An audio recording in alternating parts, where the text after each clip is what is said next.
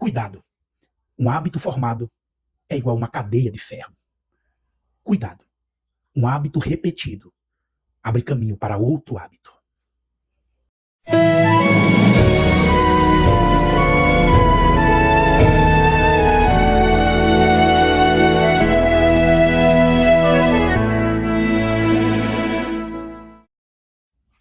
Vamos lá. Cuidado com os maus hábitos. Jeremias 21:8 diz assim: Eis que ponho diante de vós o caminho da vida e o caminho da morte. O que são hábitos? Todos nós vivemos diariamente através das escolhas e ações. Desde o acordar até o deitar, estamos a todo momento tomando decisões, executando tarefas.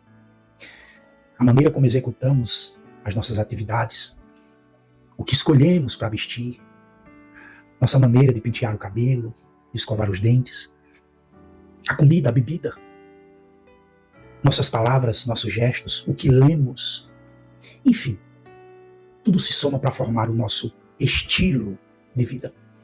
Mas tem uma coisa interessante, dentre esse conjunto de escolhas e ações, algumas se destacam por um fato muito intrigante. Eu estou falando de opções que em algum momento saem da rotina, do pensamento, da avaliação, da decisão e entram como que em um modo automático, fazendo parte intrínseca da nossa rotina, muitas das vezes, sem mesmo percebermos. Estou falando de hábitos que praticamos desapercebidamente. Há essas ações automáticas, repetitivas, incorporadas à nossa rotina e que passam a fazer parte de nós mesmos, chamamos de hábitos. Assim, os hábitos são práticas rotineiras que formaram um caminho em nossa mente e que não dependem mais de uma avaliação ou escolha antes de cada ação.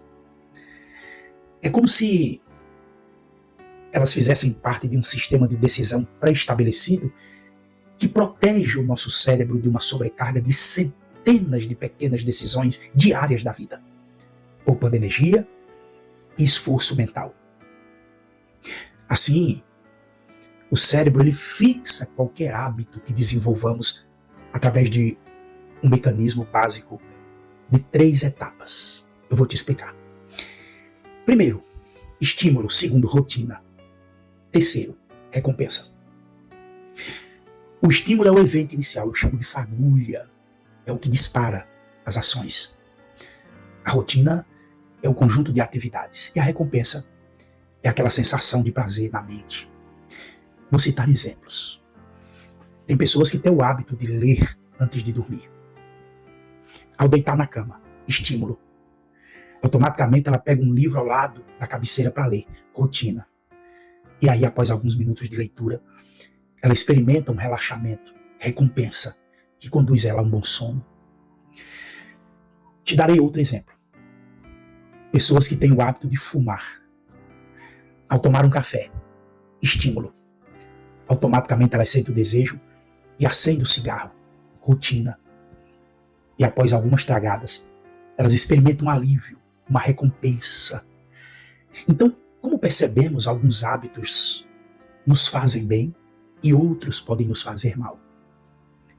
Isso acontece porque, no aspecto biológico, o nosso cérebro ele não sabe avaliar se um hábito é moralmente bom ou ruim, se é algo que prejudica a nossa saúde ou mesmo se está de acordo com as nossas convicções ou necessidades. O cérebro ele fixa os hábitos sem avaliar o mérito dessa fixação. Assim, nós chamamos de vício aos hábitos que produzem efeitos negativos em nossas vidas e que são mantidos, reforçados, mesmo nos prejudicando. Um poderoso ciclo de reforço. Um fato extremamente interessante é que cada hábito ou vício ele se liga ao outro, formando uma cadeia que produz um poderoso ciclo de reforço na mente. Para cada hábito que cultivamos, bom ou ruim, ganhamos força e interesse para novos hábitos similares, que vão reforçando uns aos outros e dando força à cadeia como um todo. Vai virando uma prisão. Cuidado. Uma vez formado, o hábito é igual a uma cadeia de ferro. Cuidado. Um ato repetido forma o caminho para outro.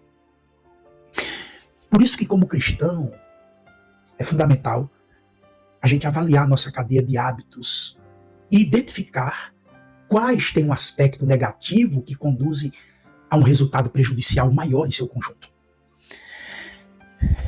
Vamos lá. Os vícios são especialmente importantes nessa análise.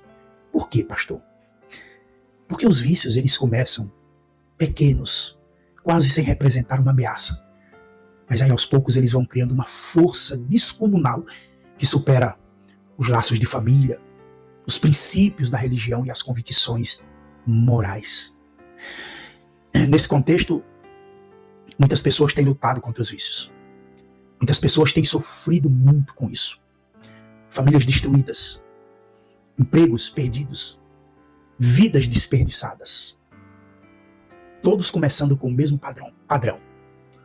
Pequenos hábitos que levam a outros hábitos, que formam um ciclo de reforço, que intensifica o efeito e formam uma cadeia de ferro.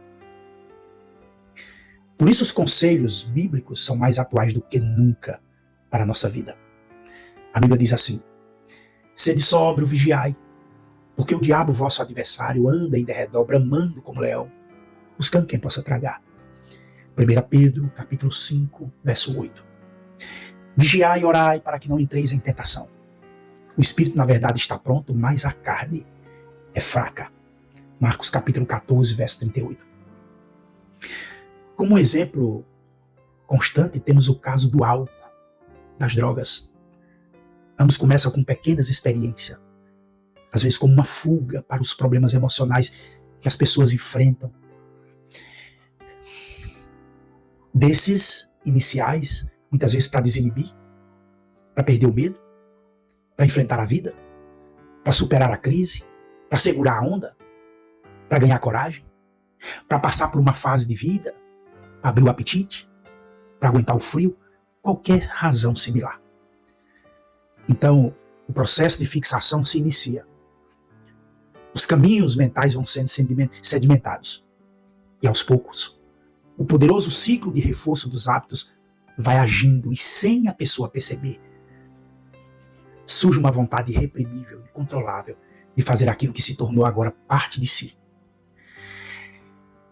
Dessa forma, mesmo sendo nocivo para si, prejudicial para ele, para sua família, o consumo dessa substância, eu estou falando do álcool, ele vai ocupando um espaço, uma importância cada vez maior na vida da pessoa, e aí ele vai tragando tudo que lhe é mais querido e importante. Tem uma palavra lá em Provérbios, no capítulo 23, verso 7, que diz assim: porque como imaginou no seu coração, assim é ele. Provérbios 23, 7. Nós somos aquilo que pensamos.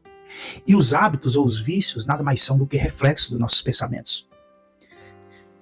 Por outro lado, os nossos pensamentos, eles são consequências das nossas escolhas. E as nossas escolhas dependem do nosso discernimento e da nossa vontade. Assim, queridos, na medida que temos a oportunidade de permitir que Deus desenvolva em nós o discernimento, aí a nossa vontade vai sendo conduzida por Ele. E aos poucos vamos experimentando a boa, agradável e perfeita vontade de Deus em nossas vidas. Isso está lá em Romanos 12, 2. Sendo assim, o nosso estilo de vida vai sendo formado por nossos padrões de comportamento, que são a expressão final das nossas escolhas. Presta atenção. Se desenvolvemos bons hábitos, vamos ganhando força e disposição para hábitos melhores ainda.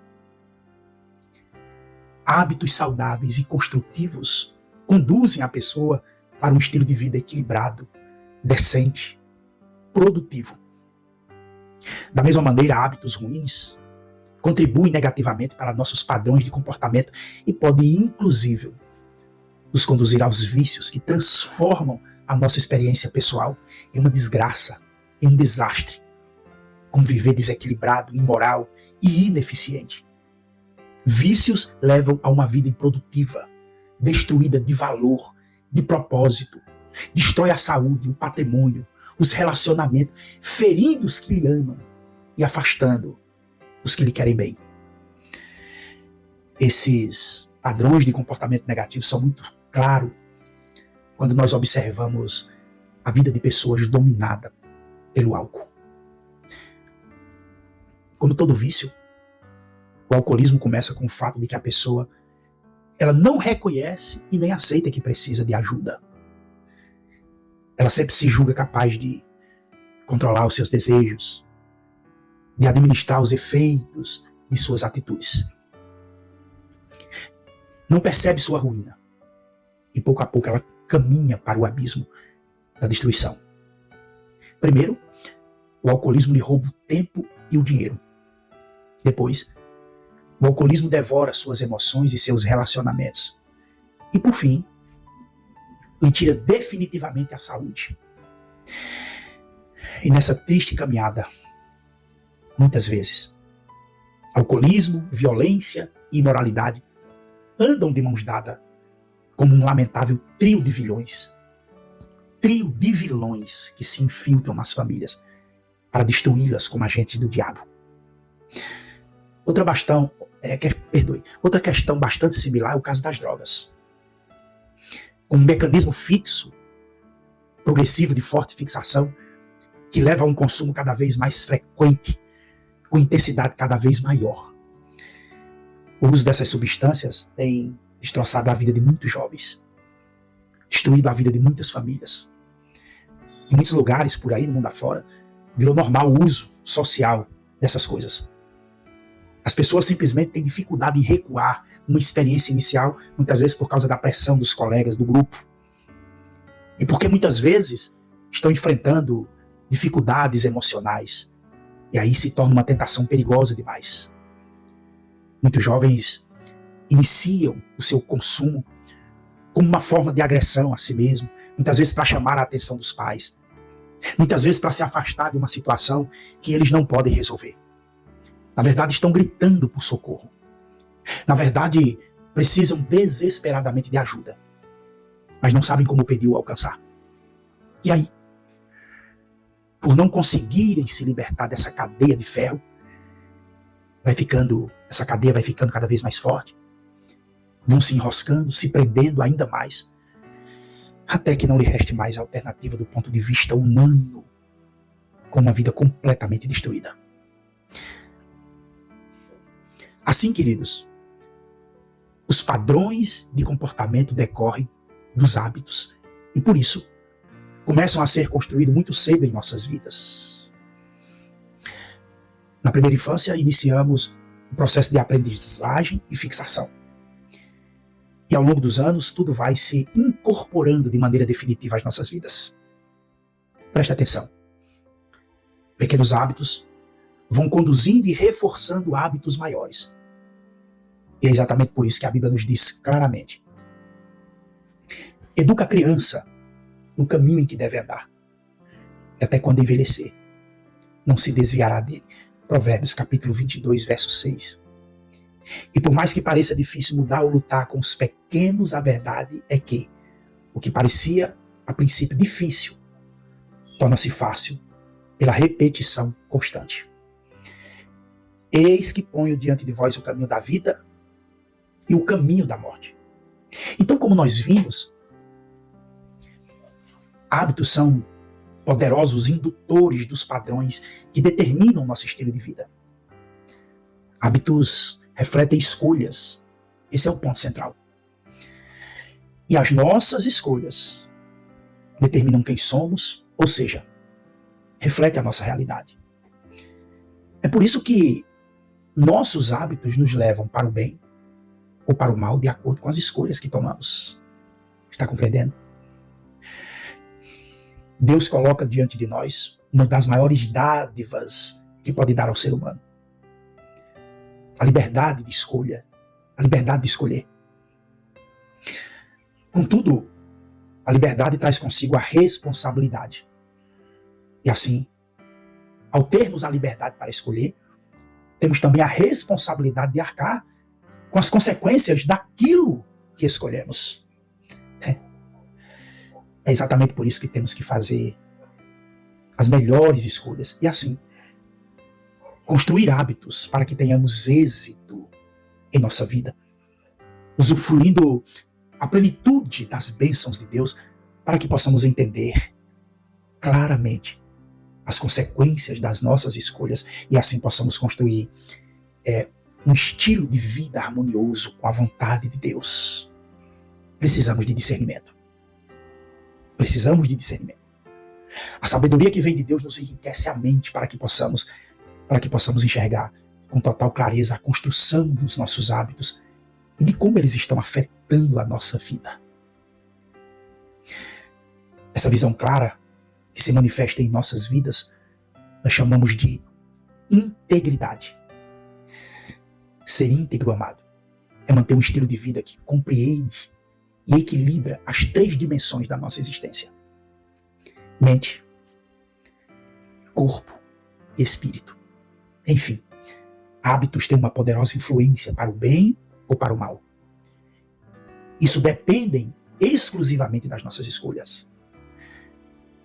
Hábitos são bênçãos de Deus quando são consequências de uma vida consagrada que repousa na sabedoria que vem do alto. Contudo, preste atenção. Hábitos podem ser uma grande maldição que arrasta as pessoas cada vez mais para o abismo quando são consequências de uma mente que não aprendeu a ouvir a voz de Deus. A Bíblia diz assim, Romanos 12:2: E não sedes conformados com este mundo, mas sede transformados pela renovação do vosso entendimento, para que experimenteis qual seja a boa, agradável e perfeita vontade de Deus. Fazer as melhores escolhas tem a ver com prioridades. É por isso, aliás, temos que priorizar as coisas prioritárias. O tempo é o mesmo para todos e é a única coisa sobre a qual todos somos iguais. Mas a diferença está no uso que fazemos dele. Prioritário é aquilo que é mais importante para aquele momento. Mas isso não quer dizer que as outras coisas não são importantes ou necessárias, mas algumas exigem mais atenção de nós naquele contexto específico. Quando falamos em vencer maus hábitos ou mesmo vícios, nós temos que pensar em mudança. Mudança da mente, mudança de hábitos, mudança de atitudes. Essa é a prioridade. E todo esse processo começa cultivando pequenos bons hábitos, criando um ciclo de reforço positivo que aos poucos vai crescendo, se fortalecendo em nós, a ponto de competir e substituir o ciclo anterior que estava ocupando muito espaço em nossa vida. Espero que tenha compreendido. Assim, queridos, pouco a pouco o que é bom vai tomando lugar do mal e o nocivo vai tendo cada vez menos força e influência sobre nós. Dessa forma, o processo de mudança começa na mente. Olha o que a Bíblia diz. Finalmente, irmãos, tudo que for verdadeiro, tudo que for nobre, tudo que for correto, tudo que for puro, tudo que for amável, tudo que for de boa fama, se houver algo de excelente ou digno de louvor, pensem nessas coisas. Lindo, não é? Filipenses 4:8. Pensar em coisas boas, ocupar a mente com o que é santo, gastar tempo com as coisas de Deus, ler, estudar, meditar na Bíblia. Eu estou falando de atitudes que varrem da mente os pensamentos negativos, que alimentam, aqueles pensamentos negativos que alimentam os maus hábitos e dão início a um processo de mudança. A gente precisa tomar atitudes para a construção de novos ciclos positivos, de hábitos bons que nos ajudem a superar os vícios, os maus hábitos. Todas essas coisas juntas, elas vão se somando em nós, formando uma imensa e forte cadeia de sentimentos positivos que passam a fazer parte da nossa vida e vão construindo uma nova perspectiva de viver. Tudo que eu estou falando aqui, querido, não é teoria prática. Eu já estive na lama. Jesus disse, eu vim para que tenham vida e tenham com abundância. João 10:10. Você precisa entender uma coisa. O plano de Deus para o ser humano não é só simplesmente, não é a simples existência. É uma vida rica, abundante, plena. Uma vida que tenha sentido, propósito. Uma vida feliz, não no sentido humano da palavra, mas no sentido divino. O que é felicidade? Felicidade é a expressão do amor de Deus em nossas vidas. Ser feliz nesse mundo do pecado não significa não ter problemas, não enfrentar dificuldades.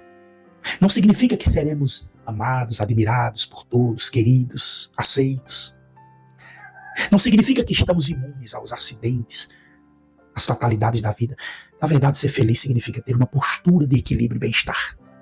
Isso, uma postura de equilíbrio e bem-estar. Eu estou falando interior, algo que nos faz atravessar tudo isso com uma sensação de paz no coração. Um sentimento de proteção, de cuidado de Deus, sabendo que mesmo nas adversidades e dificuldades da vida, Ele nos faz sentir protegidos. Eu estou falando de um estado de quietude na alma, que mesmo quando tudo está agitado ao nosso redor, dentro de nós, está tudo tão calmo. Assim, desenvolver bons hábitos dentro da visão de integridade cristã é a melhor maneira que temos de nos aproximar do ideal de Deus para nós. É um processo gradual, é um processo progressivo e individual. Passo a passo a gente vai ganhando força e interesses maiores nas coisas de Deus. E aí a gente vai se libertando das fraquezas desse mundo até experimentar as sábias palavras de Salomão, quando ele disse assim: a vereda dos justos é como a luz da aurora, que vai brilhando mais e mais, até ser dia perfeito. Provérbio 4:18. Saúde e paz. Eu sei de onde Deus me tirou.